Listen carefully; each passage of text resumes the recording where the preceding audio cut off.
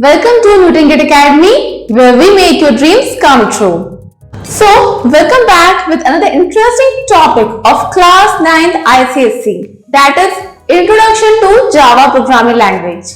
In the previous video itself, I have discussed related to the object-oriented programming and its concepts in proper detail with proper real-world example. So today we are going to discuss a very interesting topic, that is Introduction to Java Programming Language. Clear?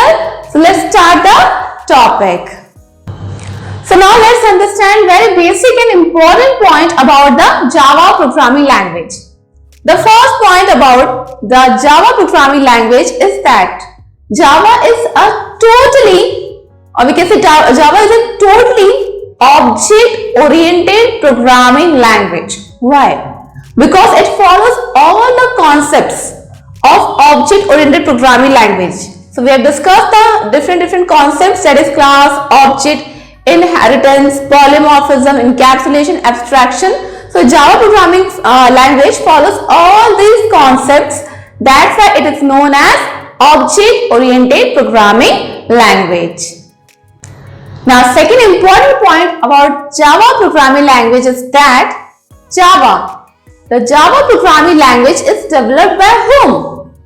So, it is developed by James Gosling at Sun Microsystems. Okay? It was developed in the year 1991, but initial name of Java was Oak, which is a symbol of strength. But due to certain copyright issues, it was renamed to Java Programming Language in the year 1995. So we have to remember these points. Java programming language is totally object-oriented. Second, developed by whom? It is developed by James Gosling at Sun Microsystems. Initial name of Java was Oak, which was developed in 1991, and later in 1995, it was renamed to Java Programming Language. Clear? But yes, just James Gosling is not the individual member who has actually developed this programming language. Apart from James Gosling, also two more members were there. The name of the members were Patrick Norton and Mike Sheridan. Okay, and the team name is Green Team. Okay, so these are the three members who are responsible to develop this programming language. Clear? Now, but presently, this programming language has been taken by the Oracle. Okay? So, we have discussed all the major points. Now, let's see how the question may come. First part, that is Java is an object-oriented programming language. So, yes, it is a totally object-oriented programming language. It was developed by whom? So, basically, main founder is James Gosling. So, we can skip the rest with two names. But still, just for information, I have given the names as well. In which year it was introduced? In the year 1991, and that was, it was named as Oak. Clear? Then in 1995, it was renamed to Java Programming Language. The entire team was, the name of the team is Green Team. Okay, under the Sun Microsystems. And right now, it is being acquired by Oracle Corporation. So these are the major points which you have to learn for the introduction to Java, the first segment. Clear? Now moving towards our next topic. Now let's discuss the important features of Java programming language. So for the exam purpose, we can learn any two of them with proper explanation. So let's understand the different features. The first one is your object-oriented programming language. So just now, from the beginning itself, I am telling you that Java is a totally object-oriented programming language. Why? Because it follows all the concepts of O. Clear? But like your C++ is also object-oriented programming language, but it is not fully object-oriented. It is partially object-oriented programming language because it does not follow the concept of inheritance. Because of that, concept only it is considered as partial, but Java is a fully object-oriented programming language. Second point, the structure is very simple. We can say give the subtopic as a simple programming language. Why? Because the structure is, its syntax is very similar to your C++. Means if you are having a knowledge of C++, programming language, then you can easily work upon Java programming language. It also provides you with automatic garbage collection, and it has removed all the complexities, not all, almost it has removed the complexities of C++ programming language, like your pointers. All these concepts have been removed just for making it more simple. Next point about Java programming language is that it is a platform independent programming language. Now, what is a platform independent programming language? Platform refers to the operating system. Means the code of Java programming language can be executed in any platform, in any operating system, whether it's a Windows XP, 7, Linux, etc. So that's why Java is considered as a platform independent programming language, or we can say it follows the concept of write once and run anywhere. So this is a very important feature of Java programming language. Now the next point about Java programming language is that it is a very secure programming language. But why? So Java is a secure programming language. The reason is that it follows all the concept of OOP, in which your encapsulation and abstraction are responsible for providing the security. We have learned this. Abstraction is hiding the background detail and showing the essential features.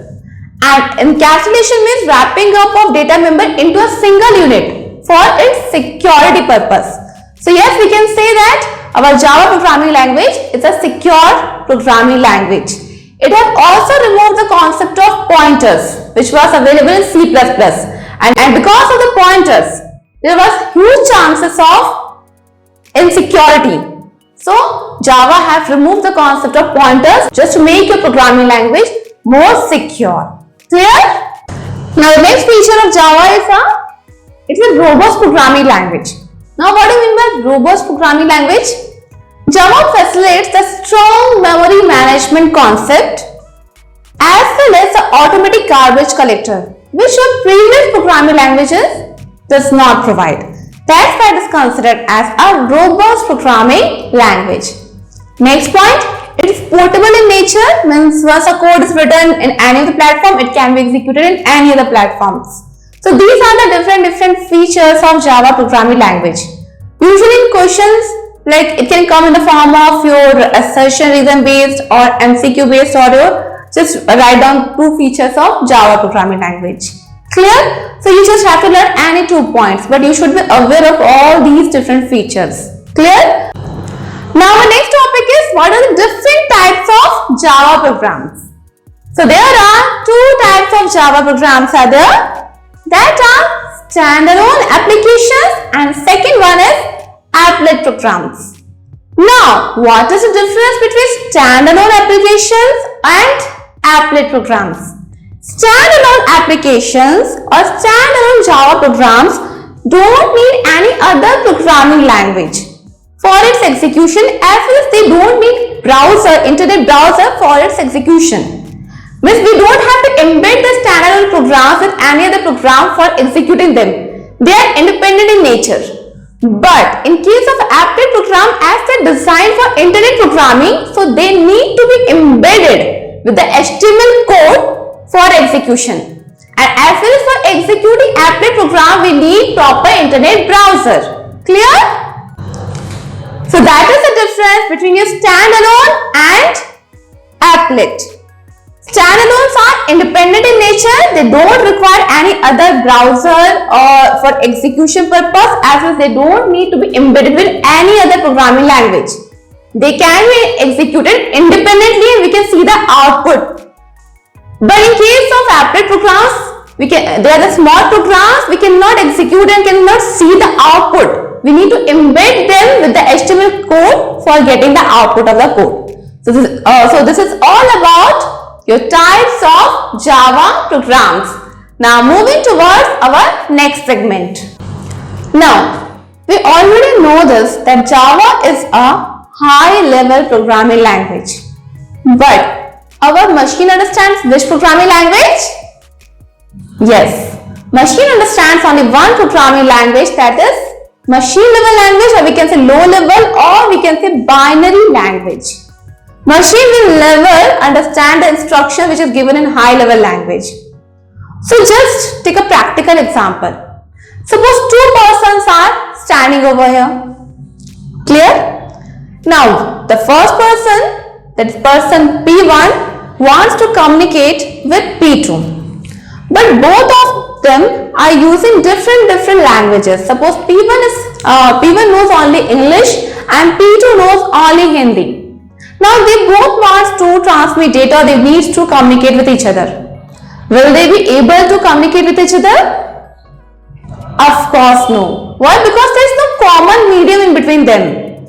But suppose one more person is added as P3. Now P3 knows both of the language, English as well as Hindi. P3 joins P1 and P2 in the communication and P3 knows both of the languages. So now tell me, now is it possible to conduct the communication successfully? Yes, now it's possible. Now P3 will translate the message of P1 to P2, same way from P2 to P1. So this entire processing is known as translation. So here the person who is responsible for translating one code into another code is known as translator. So this is all about translator. So the definition of translator will be who is responsible for translating one language into another programming language. Clear? So same way here also, as we know machine understands only binary level language, but we are giving the instruction using high level language. So the instructions which are given using high level language is known as source code. The instruction which we are giving by using whether Java programming language, C, C++, Python, whatever, is a source code. Clear? But our machine understands only binary level language. So here the translator is responsible to convert your source code into object code. Object code means which is machine specific code, or we can say native code. So machine understands only machine specific code. So your translator is responsible for converting your source code into object code, or we can say machine specific code. Same way, it do the reverse process also, object code to source code. Clear? So this is a concept of translator. Now there are different types of translators are there. So in a Java programming language, we will discuss two types of translators. They are compiler and interpreter. Now both of them are the translators and their task is to convert the source code to the object code. Then what's the difference between them? First one is your compiler. In case of compiler, it compiles the entire code at once and gives you the output, or whatever the error message is there, it provides you all together. But in case of interpreter, it performs line by line execution. Likewise, there are 5 lines are there in a coding. In case of compiler will execute all the code, means all the 5 lines together, and then will give the output, or if there is any error message is there, it will give the error message at the end. But after executing the entire code at once. But in case of interpreter, suppose line 1, then line 2, then line 3. Line 3 there is an error. Line 1 there was no error, so it got successfully executed. In line 2 again, as there is no error, it will be successfully executed. But in line 3, as there is an error, the entire execution will stop there itself. Until and unless I don't rectify that line 3 error, I won't be able, my translator won't be able to execute the rest of the lines. This is the concept of interpreter. So usually the question comes, what is the difference between compiler and interpreter? So the first point is, compiler executes the entire code at once, but interpreter performs line by line or step by step execution. Second, as compiler executes the entire program at once, so that's why the processing speed of compiler is much faster as compared to interpreter, because it performs line by line execution. Clear? So these are the two types of translators. But our Java programming language follows both of the translators. for its execution. So the next phase we will be discussing the execution process of Java programming language. Clear? So now let's understand the execution, the compilation process of a programming language, Java. But before discussing related to the compilation process of Java, let's understand what's the difference between the ordinary compilation and Java compilation. So as you can see that in case of ordinary compilation, your source code is converted into the object code, directly converted into the object code by using the translator. And we know that object codes are machine specific code. So in this scenario, the code is not a platform independent code. Means this code can be executed for a specific machine. This is a problem with the ordinary compilation where source code is directly converted into the object code, which is a machine specific code. Clear? Now let's see what is the Java compilation process and how it is different from the ordinary compilation. So here's the next image. As you can see, firstly source code. So we have discussed this. The code which is written by the user by using any high-level programming language is known as a source code. That language can be a C, C++, Python, Java, etc. But here, that source code is firstly converted into bytecode by using compiler. As I already told you that Java follows both of the translator. It uses both of the translator, compiler as well as interpreter. So with the help of compiler, as you can see, source code is converted into the bytecode. Now your bytecode is converted to the machine specific code or object code by using interpreter. And the definition of interpreter is stored in which machine? Java Virtual Machine, which is also known as JVM. So source code is a code which is written by using high-level programming language. Regarding compiler and interpreter, we have already discussed. Now moving towards the bytecode. So now what is this bytecode and how it is different from source code and object code? So bytecode is the intermediate code which is platform independent in nature. Means that code can be executed in any of the platform. They are not machine specific code. Clear? Like your object code, which is a machine specific code. Because of this bytecode only, we can say that our Java is a platform independent and a portable programming language. So source code is a code which is written by the user by using any high level programming language. Bytecode is an intermediate code which is actually understandable by all the platforms.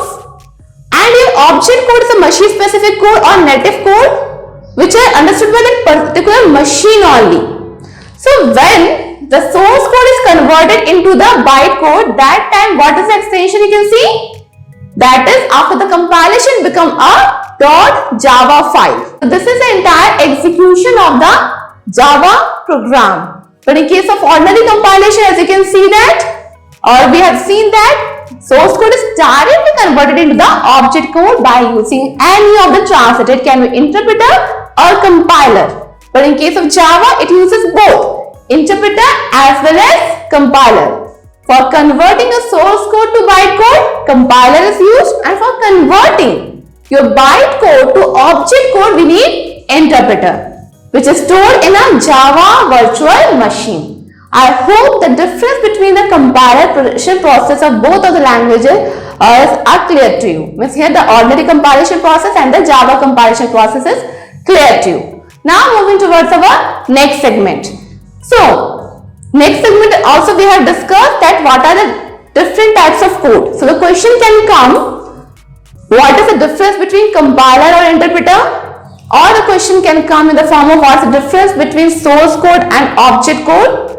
Define bytecode. All such type of questions can be asked in the form of MCQ or assertion reason based also, and as well as a definition. Clear? So we need to understand all these concepts and we have to answer them accordingly. No need to write an elaborated answer, we just have to give the correct point.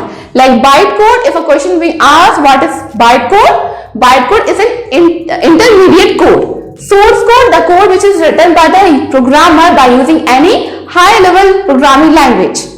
Object code is a machine specific code, also known as native code. Clear?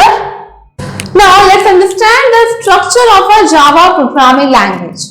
So here is the structure of a Java programming language. The first one is the documentation section.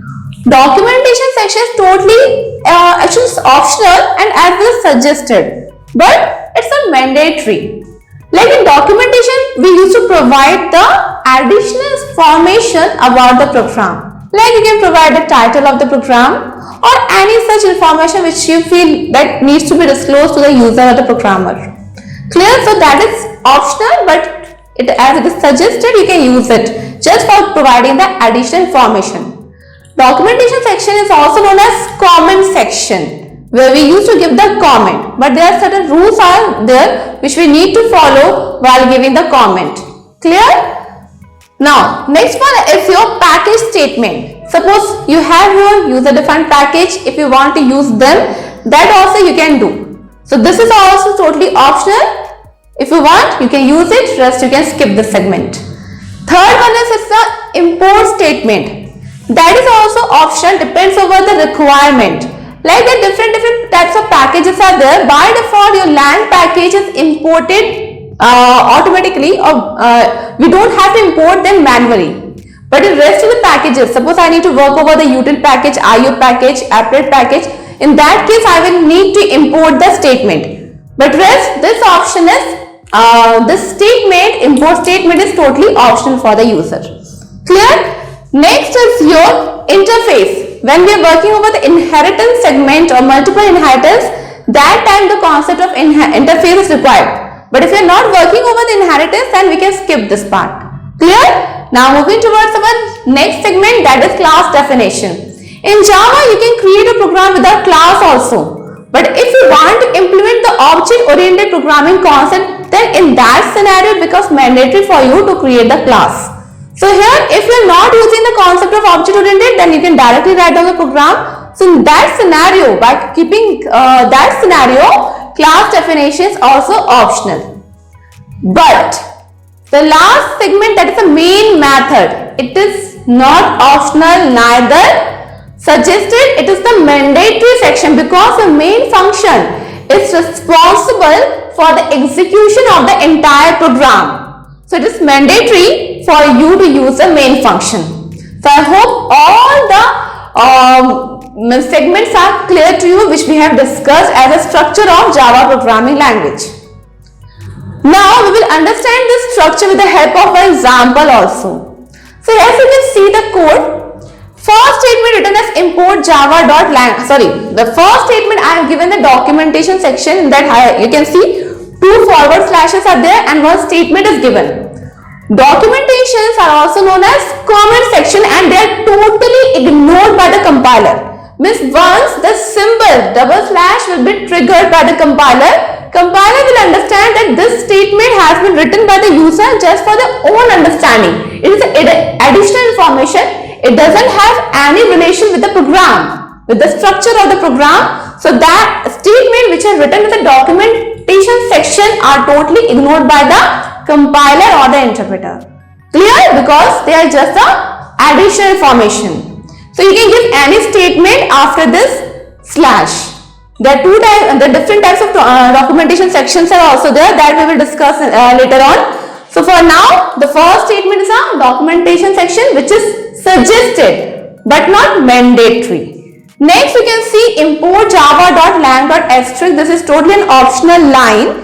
You can skip this because lang package is by default imported. We don't have to explicitly import the lang package. Clear? But the structure will be like this. Import is a keyword. Now let's understand each and every term. First is written as import. So import is a keyword which is used for loading the package. Now what is this package? So package is a collection of similar classes. Suppose if I am using particular class, so for that I need to import the package of that particular class. Clear? That import the space java.lang.asterisk then semicolon.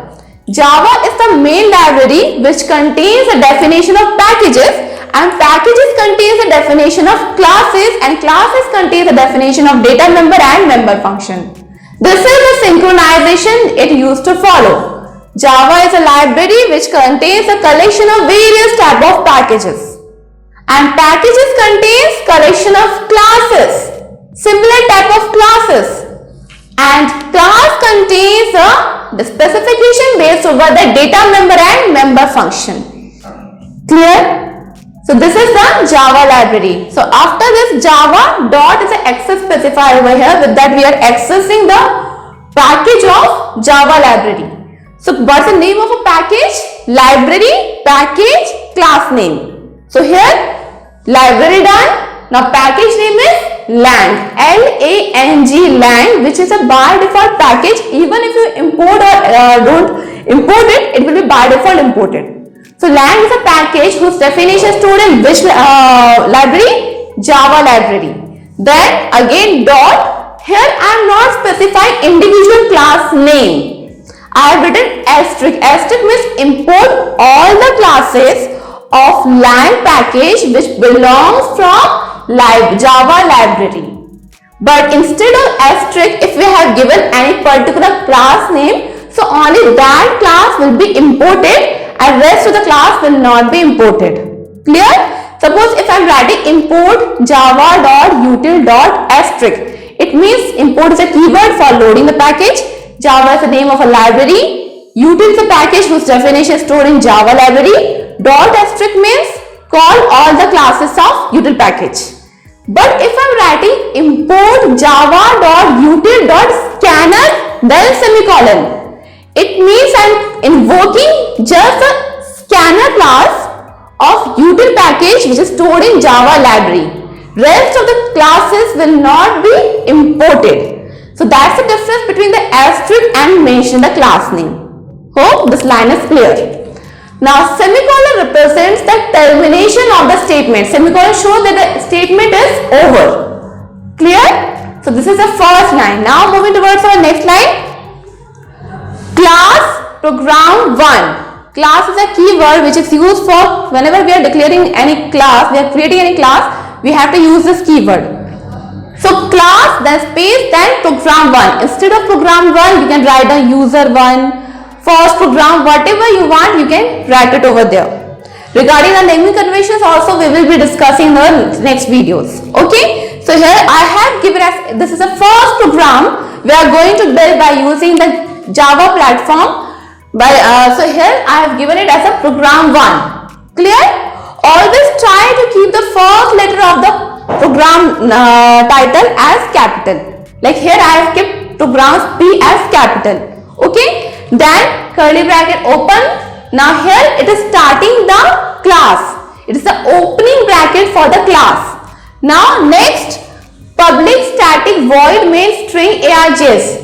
As I told you, main function is mandatory for the execution of the program. If I don't write the main function, then I won't be able to execute the code. So here public represents means the function is a public is an access specifier, which means the main function is accessible by everyone. It's obvious now, if I make it private, so I won't be able to execute the code. So by default we have to make it public only.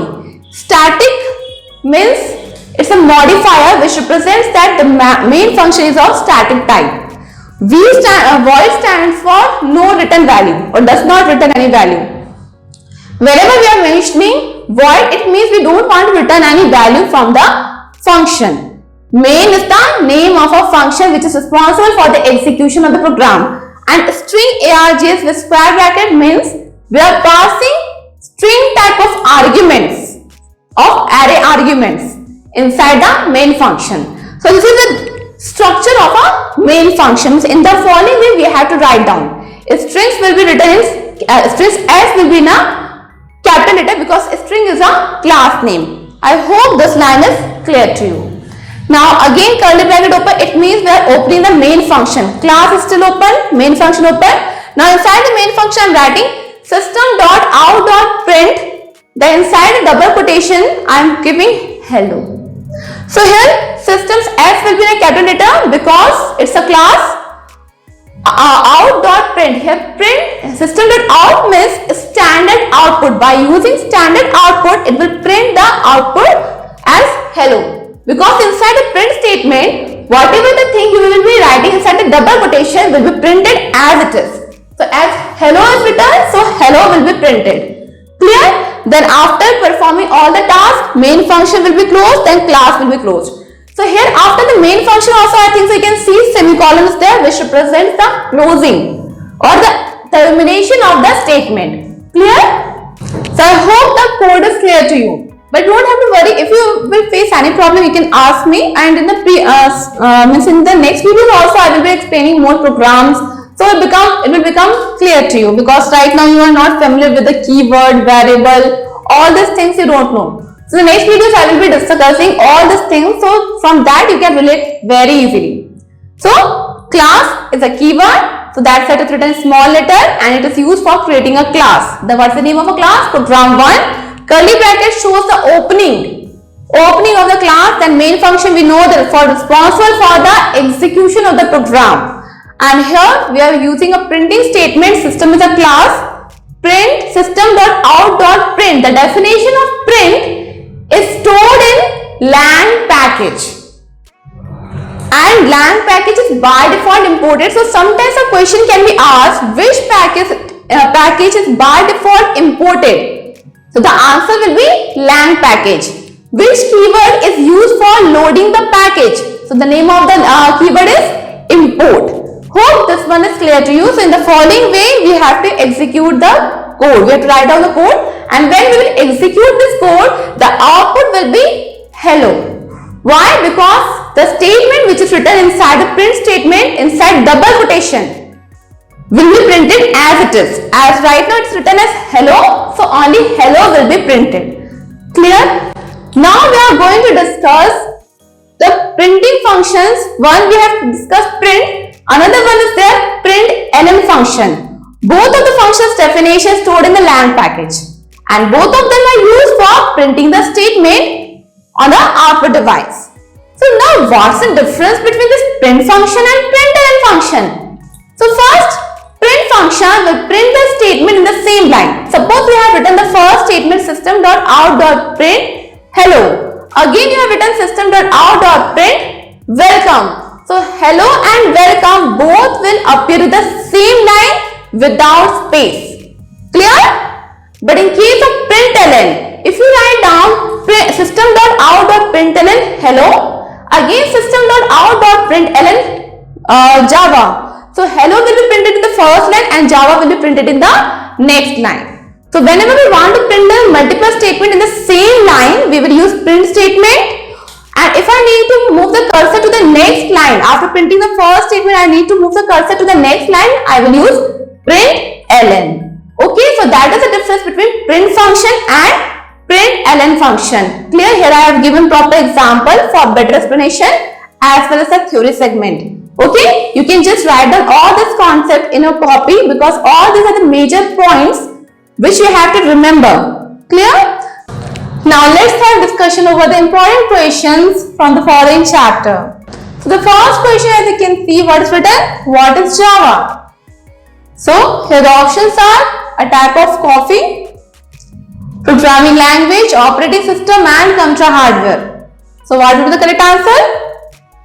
Yes. Of course, Java is a programming language, which is a totally object-oriented programming language.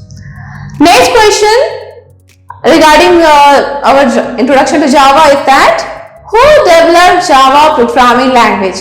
A very common question, and I don't think so I need to read all the options. You must have got the answers from the following options.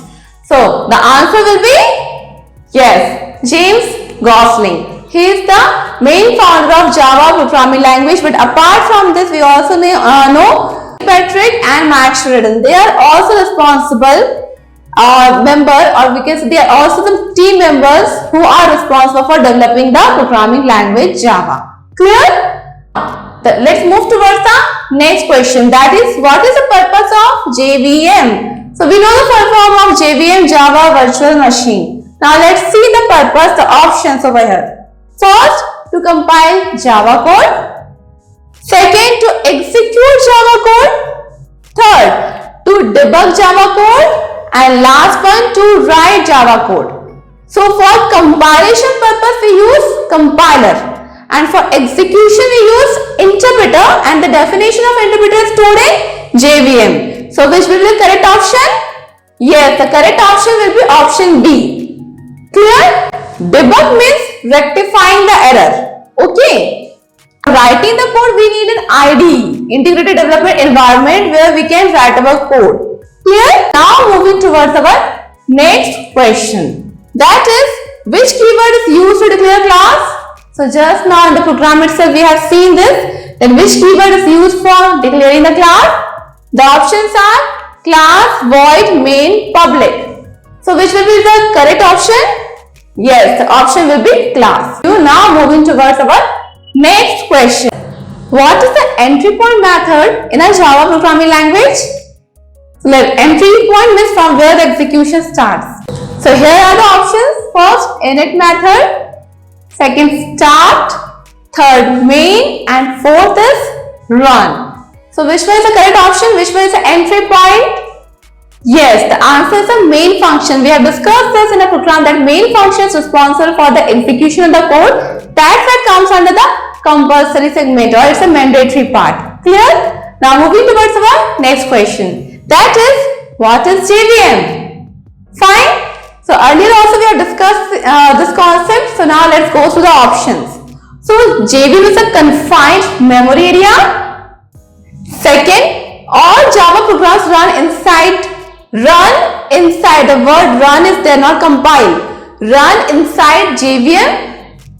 Next, JVM provides security to the computer by giving controlled access to files and memory on a computer. And last, all of the above. So we have discussed the purpose of JVM, and JVM performs all of the following given tasks. So ultimately the option will be all of the above. Clear? Now moving towards our next question. So the next question is, what is the extension of a Java code file? Okay, not the executable file. We are asking about Java code file. That also I have discussed. So here first .js, no, .class, .txt and .java. So .java will be the correct answer. .class file is created when the Java code is executed by the interpreter. That time the code which will be generated, that is a .class code. The extension will be .class. But when it is compiled, it will be .java. Clear? Now moving towards our next question. So next question is that which component is used to compile, debug and execute the Java program? So let's see the options over here: JRE, JIT, JDK and JVM. Okay, so what will be the correct option? The correct option will be JDK. JDK stands for Java Development Kit. The first option, JRE, stands for Java Runtime Environment, provides an environment where you can run your code. JIT, Just-in-Time Compiler. JDK, Java Development Kit. And last is JVM, Java Virtual Machine. So the option will be JDK. Now moving towards our last question. Now the last question of the following video is that, which one of the following is not the feature of a Java programming language? So we have discussed all the features of a Java programming language. So let's see the option. First, object oriented. Second, use of pointers. Third, portable. And last one, dynamic and extensible. So which will be the correct option? So first one is object oriented. Yes, we know Java is an object oriented programming language. Second, use of pointers. So we know that in case of Java, the concept of pointers have been removed for maintaining the security purpose. So the option will be use of pointers. Third option is your portable. So we know that Java is a portable language because in this the source code is converted to bytecode, and bytecode is an intermediate code which can be executed in any platform. That's why it is portable in nature. Last one is also correct. Dynamic and extensible. So So the option will be use of pointers. Clear? So I hope all the concepts which we have discussed related to the introduction to Java programming language are clear to you. As well as the structure of the Java program where I have explained them with proper example. All these are clear to you. But in case if you have any query, any doubt, then you have the comment section, you can comment below and can clear your doubts. And I assure you that I will be clearing all your doubts. Fine? So for now, if you like the video, please do like and share our YouTube channel. Okay? So bye and take care.